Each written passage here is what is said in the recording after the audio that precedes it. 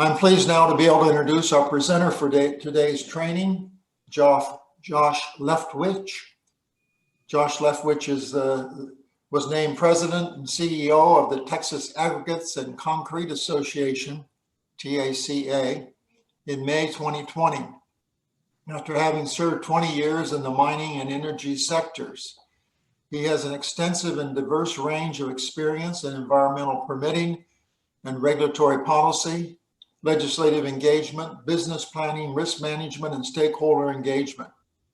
Before joining TACA, Josh was manager of business development, environmental and safety of the Southern Division of Knife River, which is one of the largest construction materials and contracting companies in the U.S.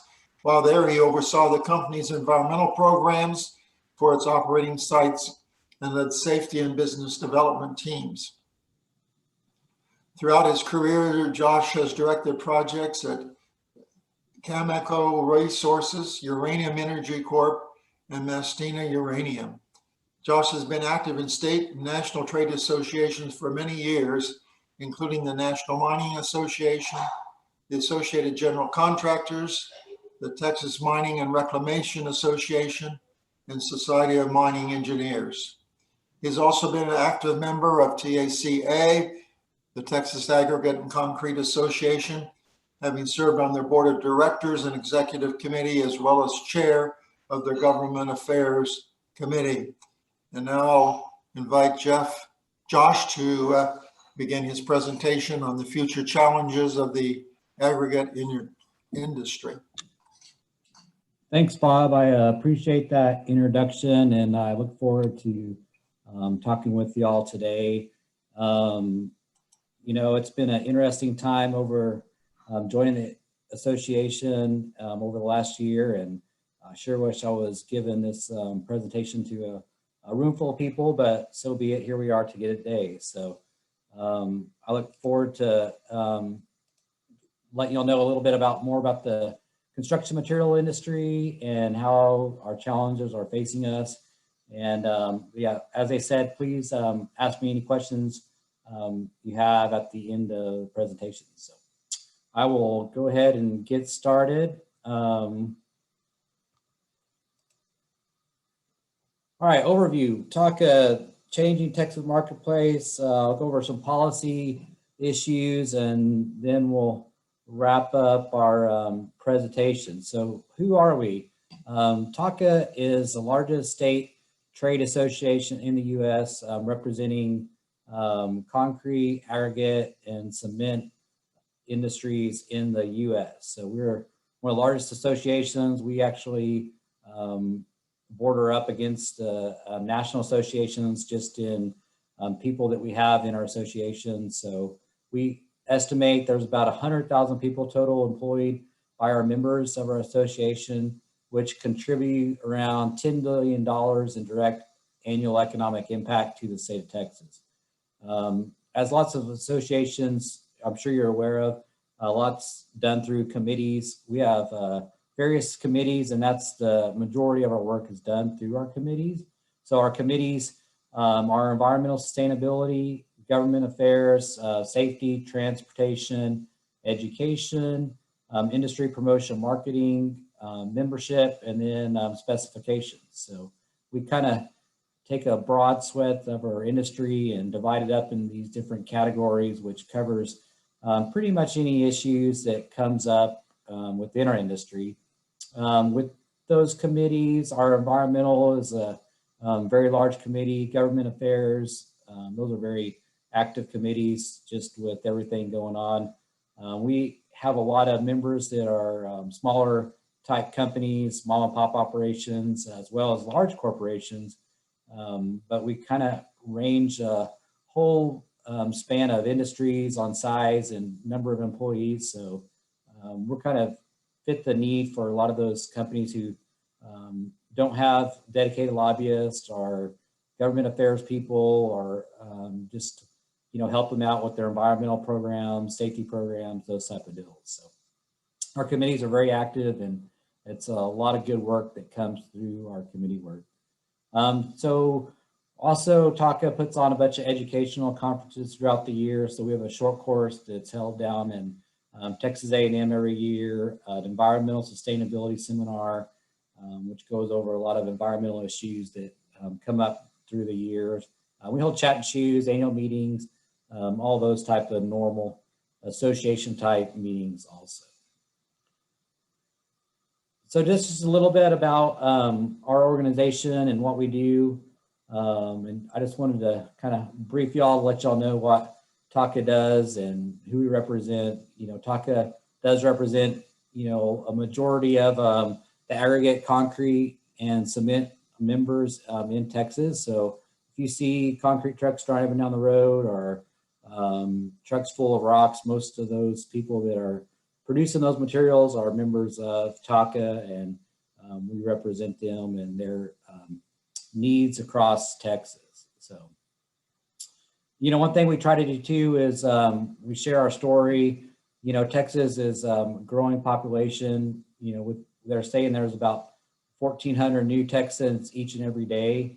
So that's a lot to keep up with and a lot that's going into our infrastructure. And so that's what we do, is try to educate people on our industry and what's going on. It's much more in the face. You know, I bet, you know, 10 years ago, you didn't see a ton of concrete trucks driving around or those type of things, but I bet there's a day going by that it's hard not to see a concrete truck or someone pouring concrete on a road project or a new subdivision for houses, things like that. So we try to get out there and tell our story of our industry for sure.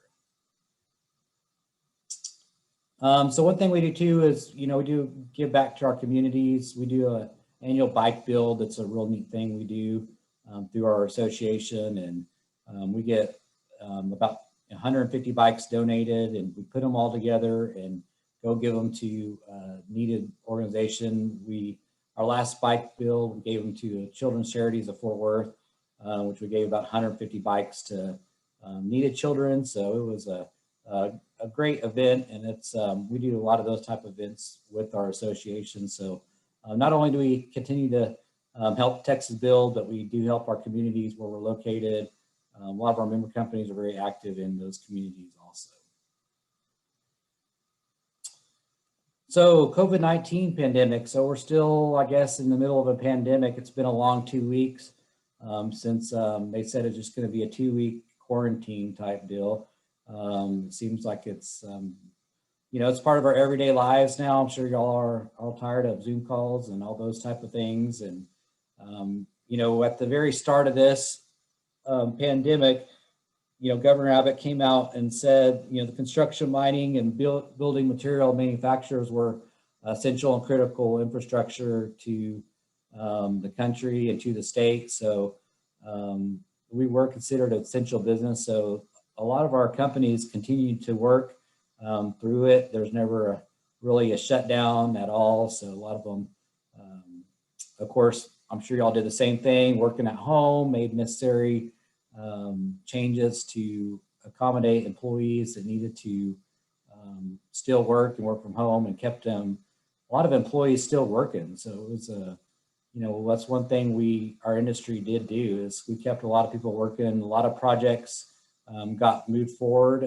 For a while there, you know, I talked to a couple of land developers, those type of deals, that canceled a lot of projects at the first of the pandemic, and then saw, hey, everybody still wants to go look for houses, and real estate started kicking off. So it was like, well, we better get developing new subdivisions, and those projects tick back up pretty quickly to get going again. So I think over this, it showed just a resiliency of our industry and what we can do.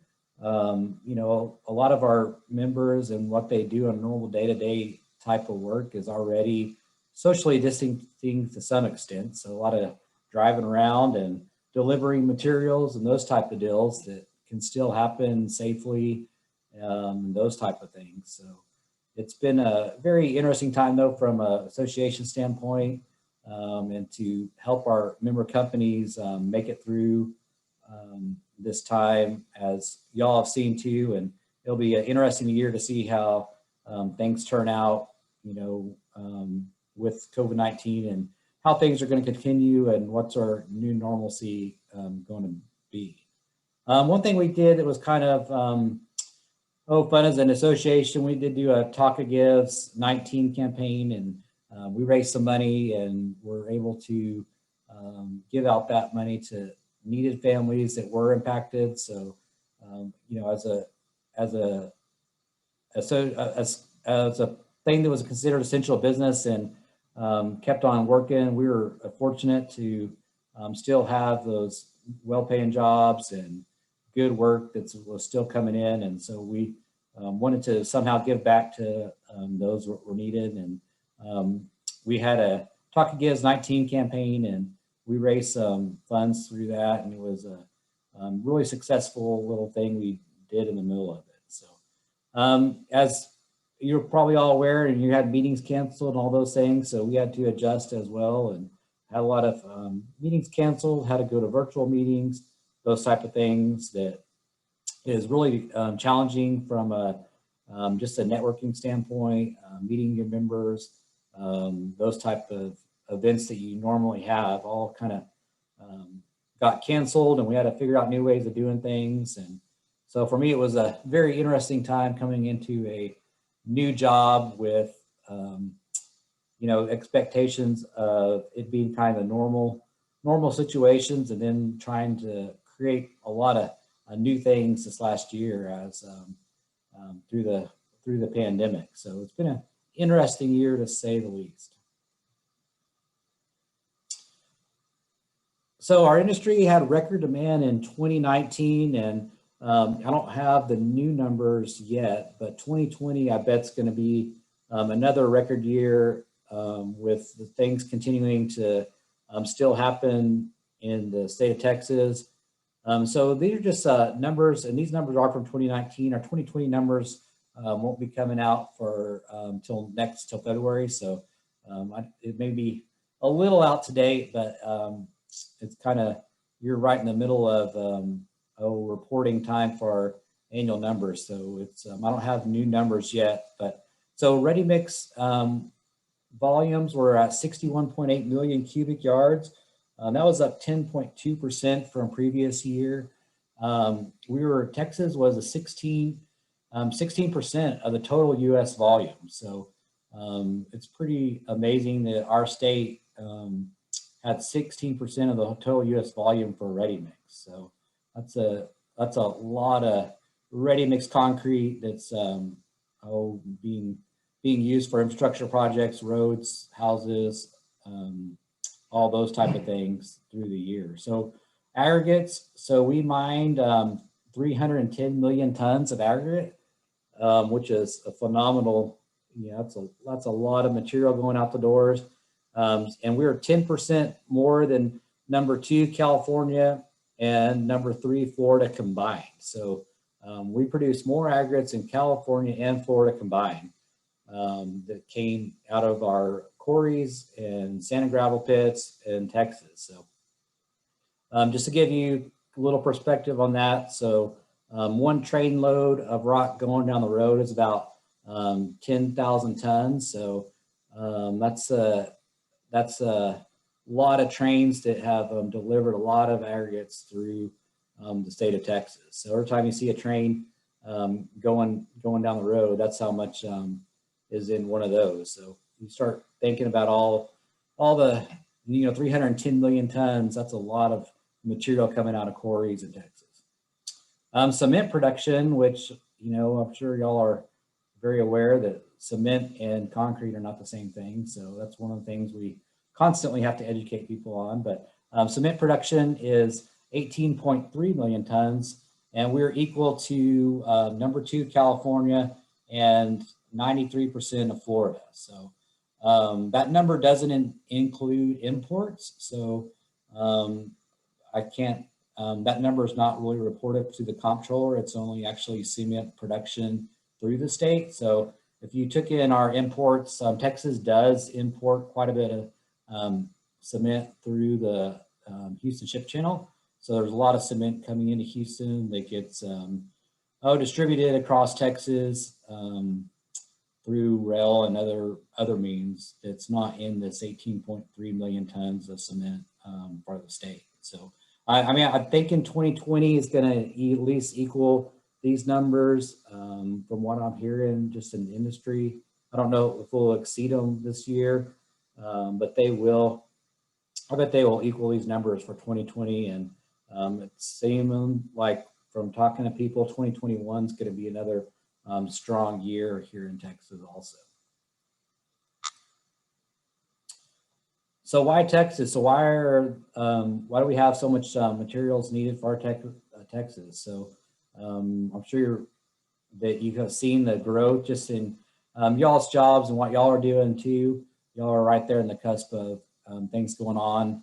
Also, population growth estimates. Here's the growth estimate of the population in Texas. You know, we're sitting around the 28, 30 million mark right now of people in Texas, and it just is, it's going to keep on growing through the next 30 years for sure. So there's a lot of dynamics here in Texas that support that growth, the momentum of recovery.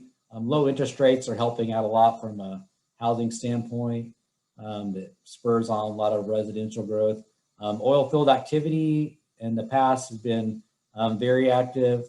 I put a question mark by it this time because it'll be interesting to see how the oil field and oil and gas, the upstream markets, how they're going to continue this year and what they're going to do going on. So they were hit pretty hard in 2020, and it'll be interesting to see how they come back this next year. Texas, you know, leads the nation in many economic factors. So, you know, we're more GDP than a lot of other countries in the world, and you know, outnumber a lot of states in the you know, multiple states probably put together in the U.S. too. So there's a lot of economic factors that Texas has that other states and even countries have a hard time even being close to what we have here in Texas. I'm sure you've, in the news, you've seen the new news of different companies moving to Texas. You know, this has been going on for the last, you know, over the last decade, probably a lot of major companies moving to Texas. You know, if you're up in the Dallas and Plano area, you saw the impacts of just what Toyota moving to Texas did for that area. You know, Tesla's announced that they're going to move to Texas now. Oracle just announced in the last, I think it was November timeframe, they announced they're moving their headquarters to Texas now. Hewlett-Packard Enterprises, said they're going to move to Houston and getting out of Silicon Valley too. You know, I looked at a thing that, from all the moving companies, they said Texas topped all corporate moves in the U.S. So of all the corporate moves that companies are doing, Texas topped them. So I've heard if you try to rent a U-Haul from Texas to California, you can probably rent one for about $30 a day or something. But getting from California to Texas, you know, it's a high fee they're charging to come here because all the trucks are coming here, and they need some more U-Haul trucks to get back to California because everybody's fleeing California. It sounds like. One interesting thing, if you've been following or heard about the new Tesla factory that's coming to Austin, so that factory actually was on a mined out sand and gravel location for Martin Marietta. So Martin Marietta had a sand and gravel pit that they depleted, and they actually sold that to Tesla, and that's actually a site. So I took this Google image of the old sand and gravel pit. You can see where they've mined, and they still have a concrete batch plant that's going to be right next to the Tesla site. But that just is a very fascinating and really interesting project to watch. They have a lot of drone footage that they've been taking over the last 6 months of the work that's been done out there, and just the amount of dirt they have moved. It looks like they've already have some structures, superstructures up out there. So, but you can check out any of their activity on YouTube. There's a company that's been following them, and they post quite a bit of their work. But it just goes to show you that companies will find a place to build, and it's a great post-mining use of a sand and gravel location that's being used to actually have a factory now. So it's gonna be a great project for the Austin area and people coming in. So why Texas? We have, there's pretty low cost of living here in Texas. If you look at the price of homes, just the price of living compared to other states, it's the cost of living here is pretty inexpensive to live compared to other places. There's cost of labor is a good number. Low taxation rates, no personal state income tax. So that's one benefit we have. We do not have a state income tax. So that's good. One thing that people don't talk about a lot, but there's no really geographic barriers to prevent growth here in Texas. We don't have huge mountain ranges like Colorado or even California. There are certain geographic barriers that just kind of prevent growth. We do have rivers going through Texas, but we figure out a way to build bridges through there and be able to, we have a great infrastructure for roads and getting around Texas. So there's not really that geographic barrier like there is in other states that prevent growth. It's you can kind of build something wherever here. And another great thing about Texas, and you've seen through the politics of Governor Abbott, he is saying that we're open for business. So there's lots of tax incentives for companies to move to Texas and to move their businesses here. And it's a great thing for a company to see those tax credits or those type of things to be able to locate a business here in Texas. With growth, though, there's always concerns on basic needs. Water is going to be a big issue in Texas. There's always going to be an issue of where's our water going to come from in these growing towns, and protecting our water sources, our groundwater sources, or even our surface water sources. Just protecting them and making sure that's a sustainable thing in the future. We have to have water to live, and water affects so much of our businesses and living that it is a concern of Texas. And there's been a lot of good things put in place with the Texas Water Development Board and the programs they have in place to make sure that we do have the necessary water needs, and that the needs of Texans are being met with water. Transportation, we must find a way to get around Texas, and building road systems that can safely move people around, and in a matter that's not going to create more congestion and those type of things. So transportation, there's been a lot of new transportation projects. Texans have voted on spending money on transportation projects, which is a great thing to make sure that when there is growth, there is going to be a way of getting around to those areas and making sure that we can get to places of business, schools, hospitals, all those type of things. So transportation is going to continue. I think there's going to be a continued span of more type of rail projects, those type of things. We're really watching the Central Texas Rail Project that is supposedly being proposed for Houston to Dallas area.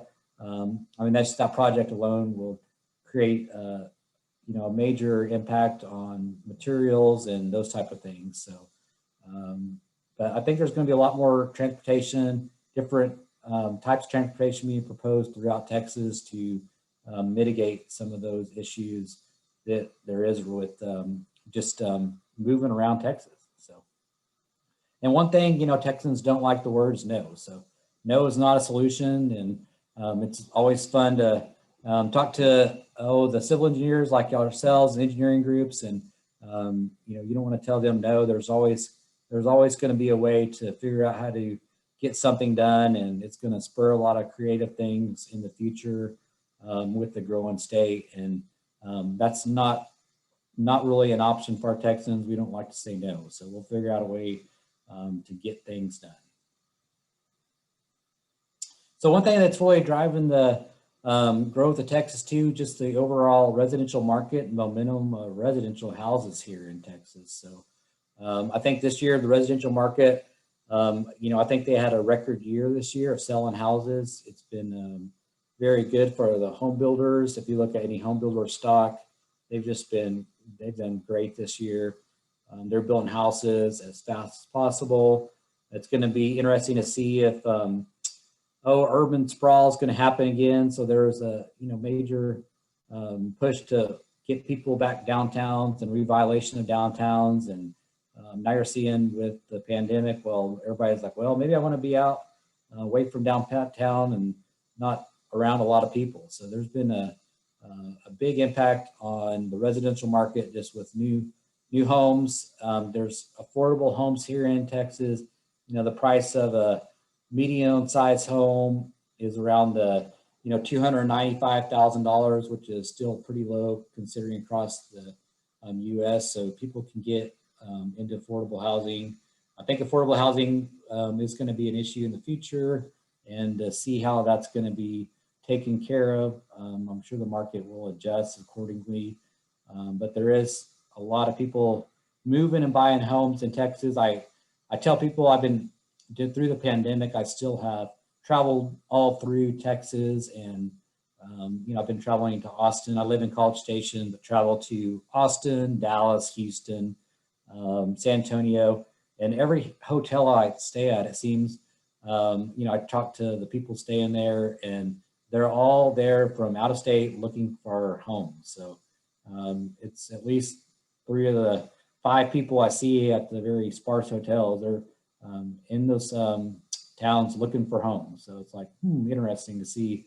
Just, I know it's, not real great data, but it is everywhere I go. If I ask people, they're looking for houses or looking to move to Texas. So I think we're going to continue to see that growth happening here in Texas with people moving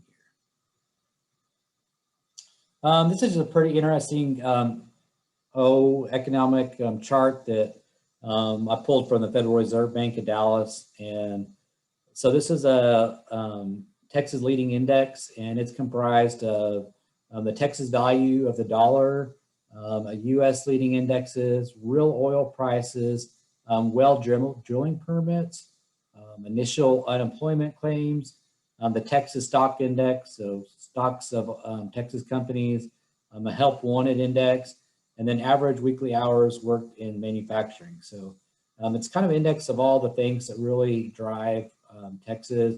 And as you can see, back in 2008 was the last real downturn, and that was a downturn of the housing market and how it affected Texas. And then, since then, it's just been continually bumping up. You saw in 2014-15, that blip down. I think that was probably the oil and gas industry, kind of recalibrating in 14-15 time frame. And then since 17, it's just kind of been bumping up, and then it's dropped off again, kind of similar to the 08-09 time frame. And so it'll be interesting to see this index this year after COVID and everything that's gone on how fast a recovery Texas will have. I don't know if anyone saw, but the comptroller just came out this week, and originally the estimates of the state deficit was around $4 billion and back in June this year. Now he says it's under $1 billion for the state. And he said that could be made up with the cuts that were asked by state agencies. They were asked to cut some of their budgets this year already.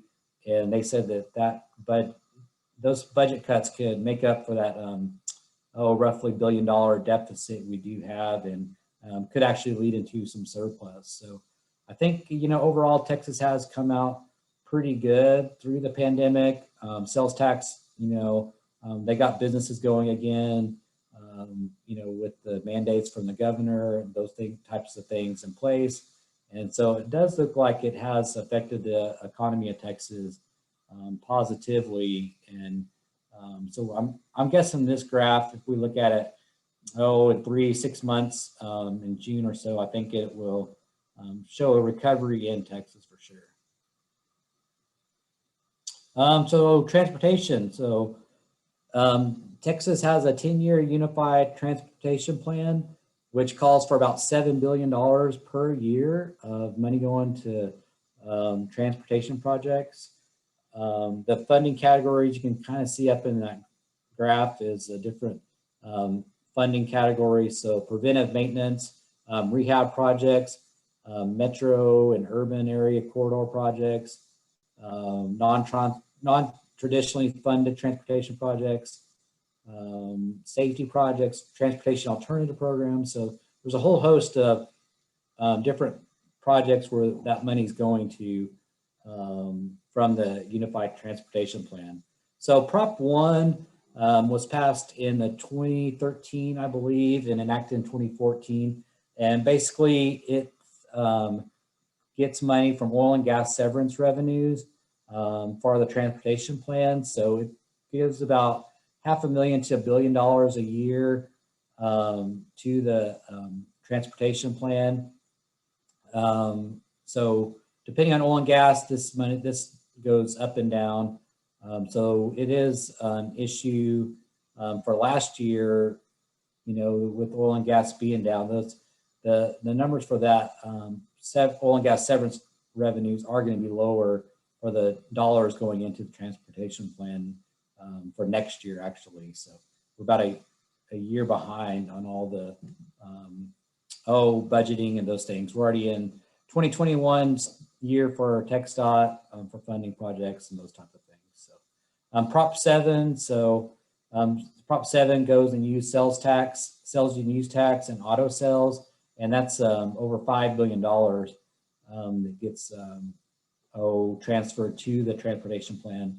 And it starts with $3 to $3.5 billion a year beginning fiscal year 20. So we're in 21. So last year there was probably around $3 billion allocated out of that plan. So for transportation projects. So Texans have spoke. These are all voted on propositions through the to the Texans of voting. So they voted on that we needed roads, and the state is dedicated to getting the money allocated out, getting projects out.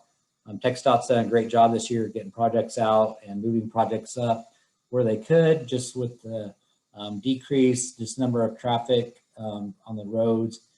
Projects were able to move up where they could, and they work really hard to make sure this money is used properly and spent properly through the state. So it's a big deal for our industry. We provide a lot of those materials that go in those transportation projects. So it's a big deal for our industry to make sure that funding is there just for our businesses, and to be able to properly plan and make sure they have the resources to carry out those projects also. The labor market. So the labor market is one of the challenges that our industry does have. The unemployment rate, overall it's been low. This does incorporate some unemployment rates from, last year, but you can see Texas unemployment rate is really low overall, and there's a lot of jobs here. As you can see, the percentage did go up after COVID. Those percentages have gone back down and normalized a little bit, around the 7% now. I think we're sitting in for Texas. So people have gotten back to work, but just looking at over the last year, it's been hovering around that 4%.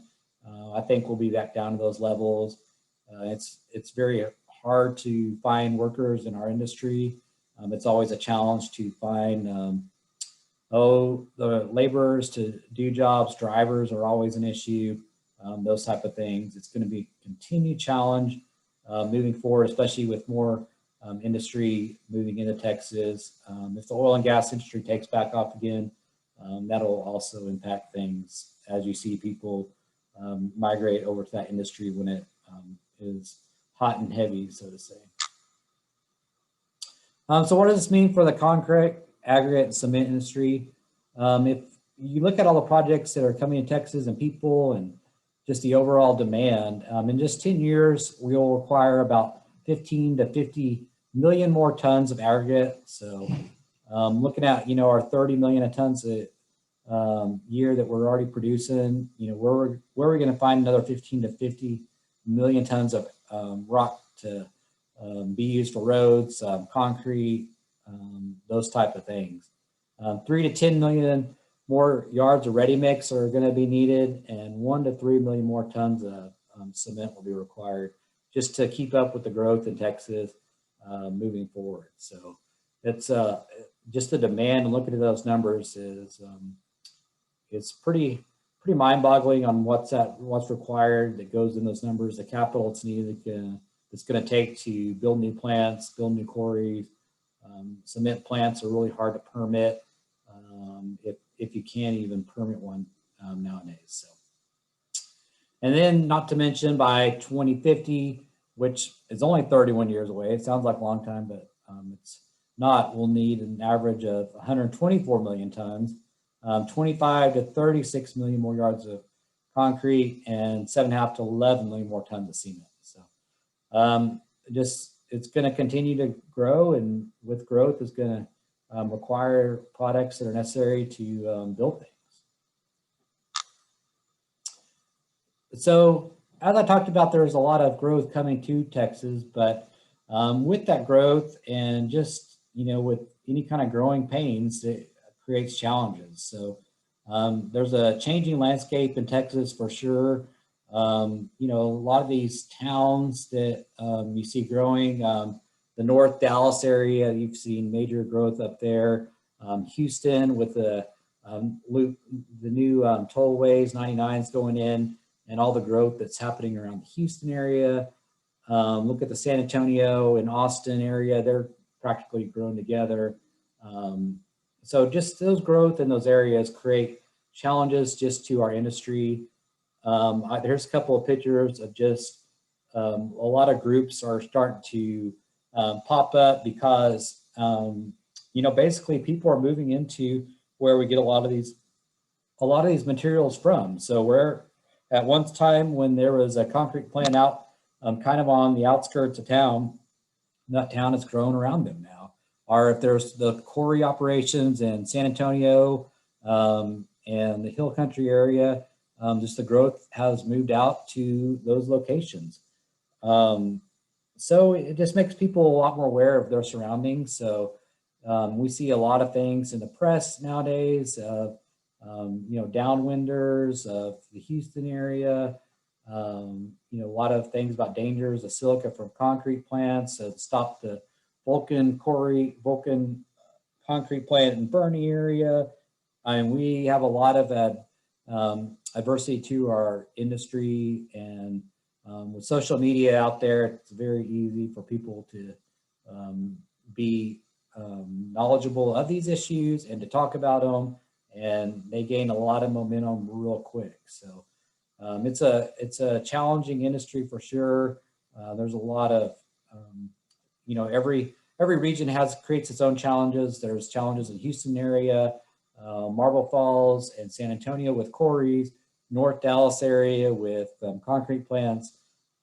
And with those challenges, if you look at my little graph over in the top right, you'll see just a number of bills that have been filed basically against our industry to regulate more or try to get more control over where plants go, how quarries are developed, those type of things. So 2015, you saw maybe 5 to 7 bills that were filed in 2015 during the legislative session. 2017, there was 10 to 12. And then 2019, we had 42 bills that were filed against our industry that we fought.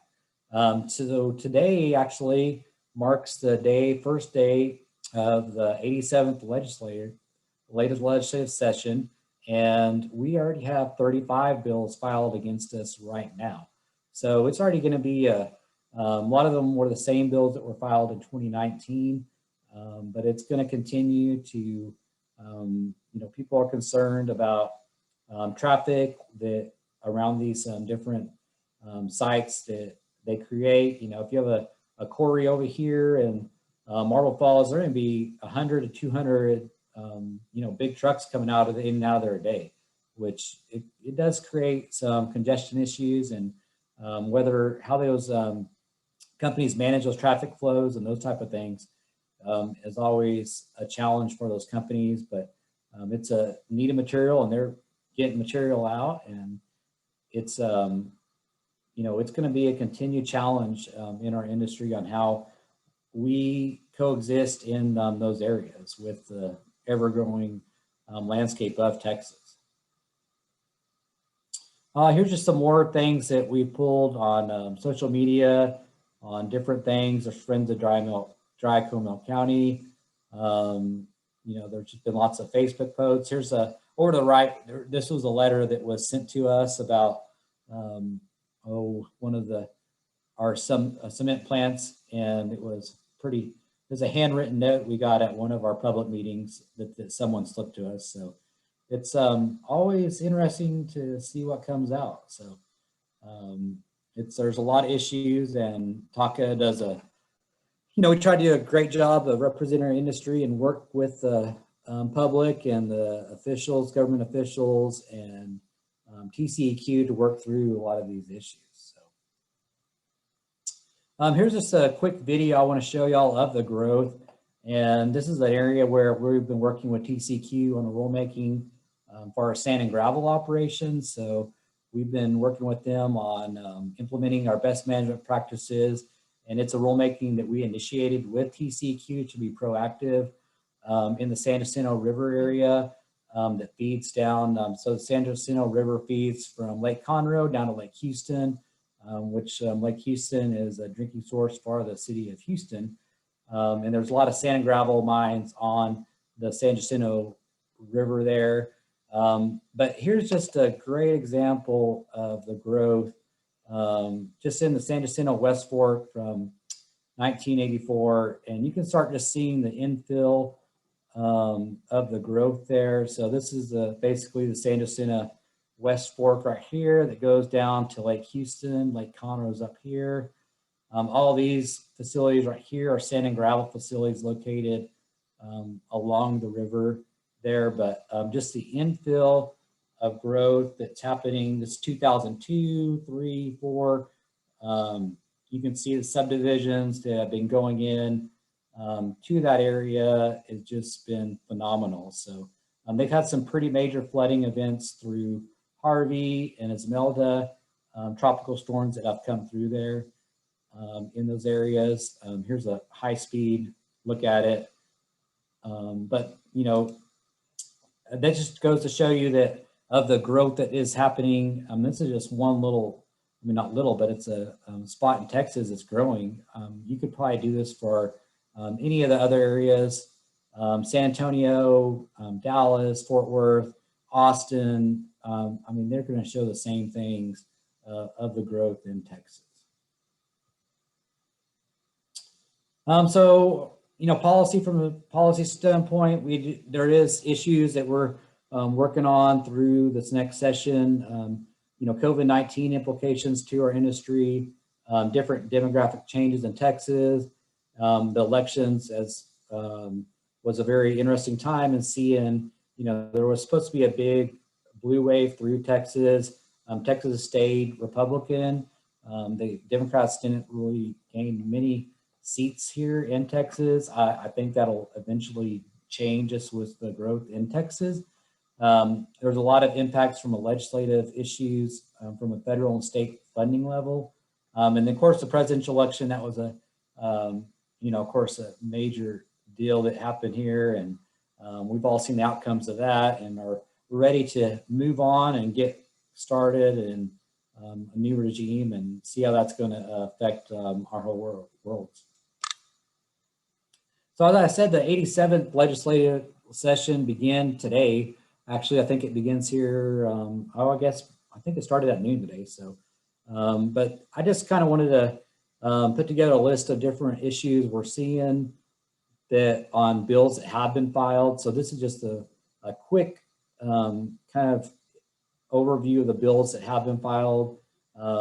Issuance of air quality permits located in an area not subject to zoning, prohibiting operation of concrete plants and crushing facilities at certain location, requirements of notice standard permits for certain concrete plants, enforcement of commercial motor vehicle safety standards, rates and taxes for gasoline and diesel fuel, who may request a public hearing from TCEQ, relating to certain aggregate production operations by TCEQ, relating to plot plan requirements for concrete batch plants for TCEQ, relating to best management practice for aggregate production operations. So that's just a small list of 10 bills out of the 35 or so bills that already been filed.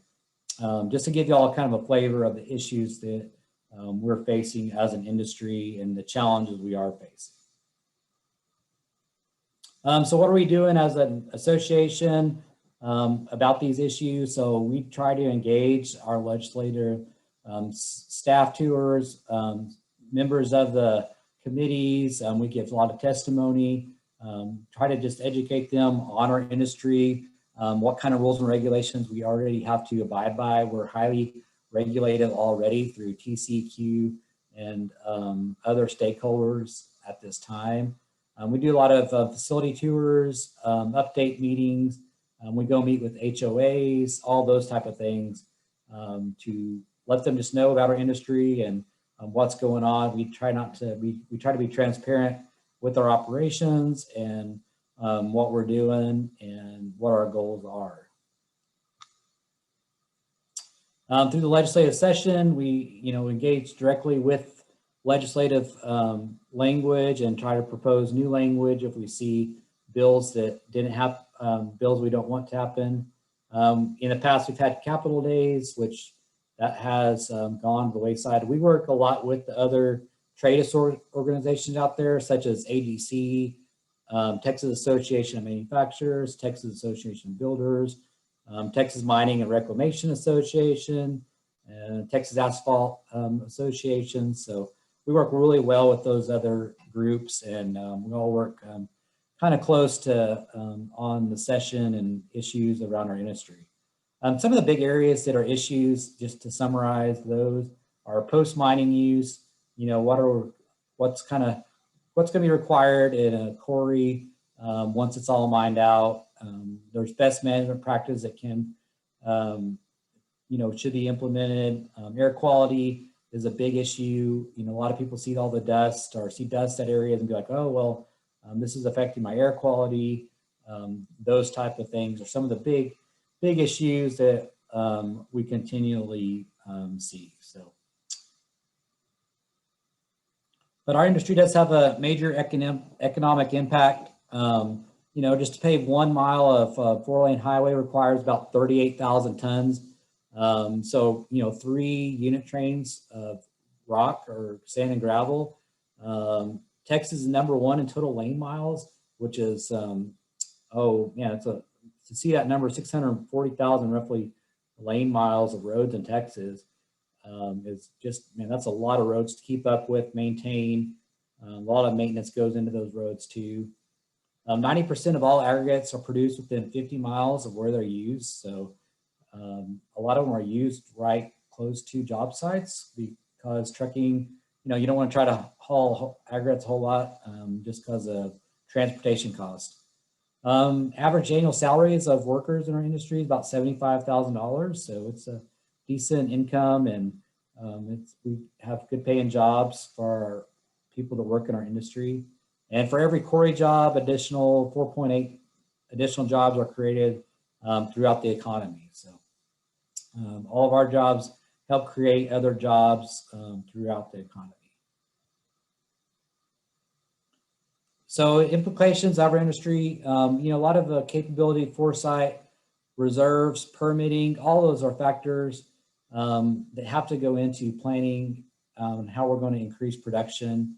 It takes, 2 to 3 years to get aggregate quarry really up in operation.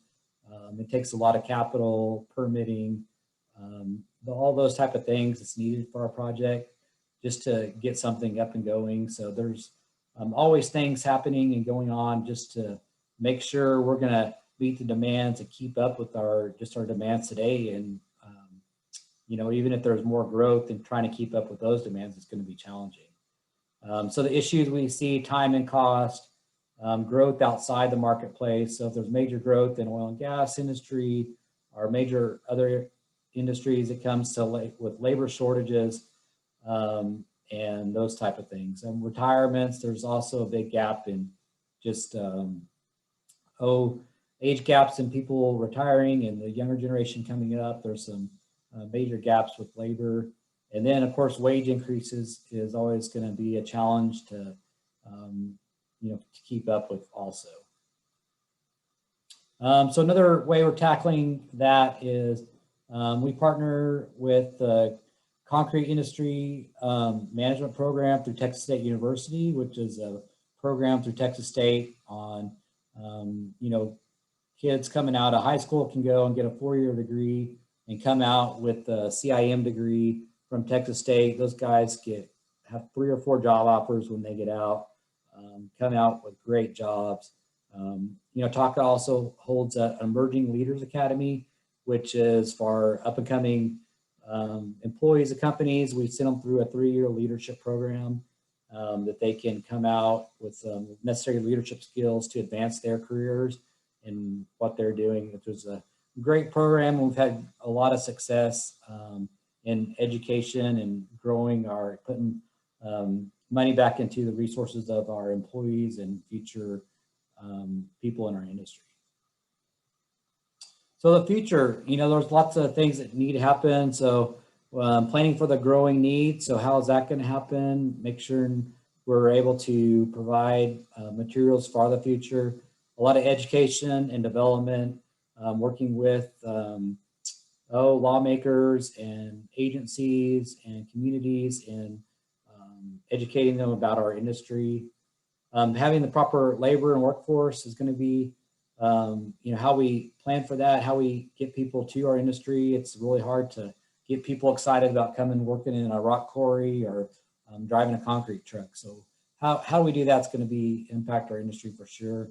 And, one of the key things is always going to be working with stakeholders and educating them about our industry and having those open conversations about the challenges and how we can mitigate issues moving forward. And that's all I have at this time. So I can have a few minutes for some questions. If anyone has some questions, I'd be more than willing to answer. And I appreciate y'all's time today. And if y'all ever have any questions, feel free to contact TACA. We have a website that you can easily get our contact information, and look forward to talking with y'all, and appreciate all y'all do for the state of Texas too, and how y'all are a vital part of that too. Josh, well, thank you. A question, saw that you have a committee that deals with sustainability, and can you provide any further information on what that committee is doing?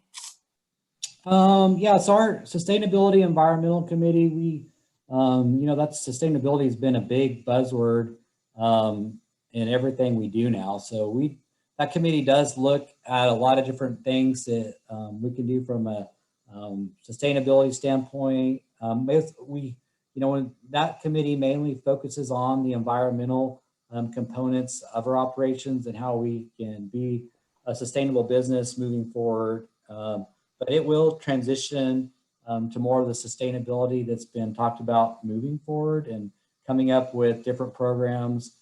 Our association does have some programs for our producers that they could be a part of that takes into account their community efforts, their overall site, how their sites look, public appearance. And it's actually an award that's given to them for having, a sustainable operation. So, but it's going to be a continued thing that we're going to probably be doing and really focusing on how we can be a sustainable industry in the future. And a related question on sustainability in the recycled concrete aggregate. Is that something that TACA is involved with? Yep. Yeah, we have several members that have those companies throughout the state of Texas. So we support the crushed concrete, and I mean, it's a great use of concrete for projects. My last company, we had a crushing operation down in the Beaumont area and provided a lot of material, that we were crushing up, and it's going to be a continued great use of, demoing structures and be able to use that material again. So we fully support the recycled concrete and concrete crushers of Texas. Yeah, clearly it seems to be a growing trend. And do you have any idea what percentage of the aggregate market the recycled might be? That's a good question. I don't know what that number is because it's not reported on through anything, but it is especially in the Houston and even Dallas area, those companies do really well crushing concrete. And I'd have to say, I bet they do 10 to 15 million tons of crushed concrete a year easily through those locations. So. And one other question, do you know of people that are looking to identify potential aggregate quarry sites and protecting them, or any efforts in that regard?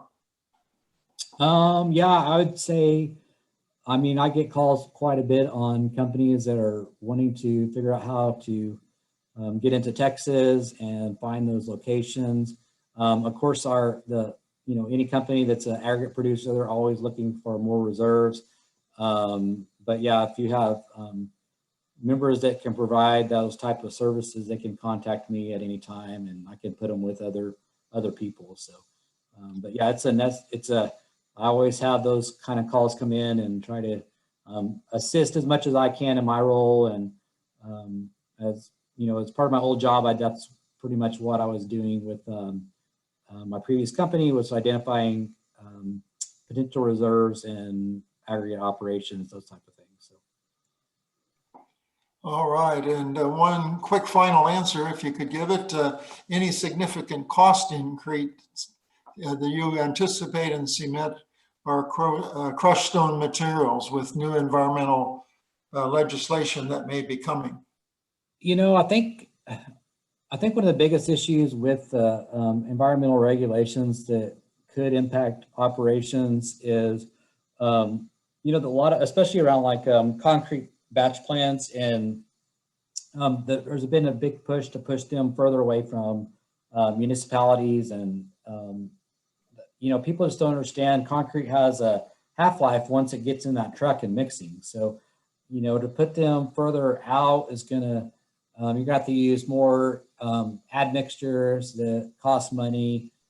Transportation costs are going to increase if you're pushing those companies further out, those type of things. So I think you're going to see it in your transportation costs, and maybe a little bit in your operating costs if regulations are passed for increased monitoring or those type of things. But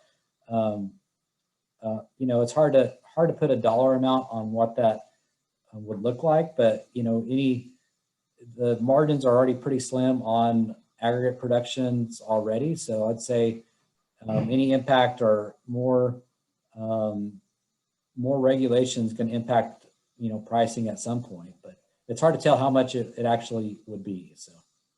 All right. Well, thank you very much, Josh. We appreciate your presentation. And as was mentioned before, if you are interested in getting your certificate for attending, those will be sent out automatically to all registered. And if you happen to be in a group, the person responsible for the group will receive the acknowledgement for distribution. If you are interested in presenting a Texas section webinar, please email me at vptech@texas at texasasce.org. That's VPTECH at TEXASCE.org. And you can also join us for future webinars. They're scheduled for January 26th. The webinar on the Texas water management, a fourfold solution. And on February 9th, innovative structural solutions to Dallas area traffic signals. So those are several of our upcoming. We also we're scheduled through March and have one scheduled in April. Those will all be upcoming. We look forward to you joining us. If you have any questions or comments on what's been presented, please let us know. And again, thank you, and I'll turn it back to Mike. All right. Thank you, Bob. Thanks again, everybody, for joining us. This will end the session, and please enjoy the rest of your day.